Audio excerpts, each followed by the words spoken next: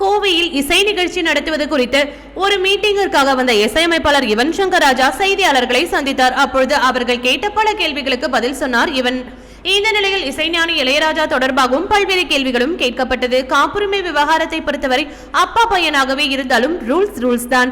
சில பாடல்கள் சில லேபிளின் கீழ் இருக்கும். அதை பேசி அனுமதி வாங்கிய பின் என் அப்பாவின் பாடல்களையே நான் பயன்படுத்த முடியும். இப்போது காப்புரிமை விவகாரத்தில் நிறைய விழிப்புணர்வு வந்துருச்சு. அது நல்ல விஷயம் என்று நினைக்கிறேன். பழைய பாடல்களை மாற்றி கொஞ்சம் புது பாடல்களில் போடுவது என்பது அதை சிதைப்பதாக கருத முடியாது. பழைய பாடலின் இன்னொரு வடிவமாகத்தான் அதை நான் பார்க்கிறேன் என்றும் குறிப்பிட்டிருந்தார். இதை கேட்ட நெட்டிசன்கள் பரவாயில்லையே, மகனாக இருந்தாலும் ரூல்ஸ் விஷயத்தில் கரராக இருக்கிறாரே இசைஞானி என்று கருத்துக்கள் பதிவிட்டு வருகின்றனர்.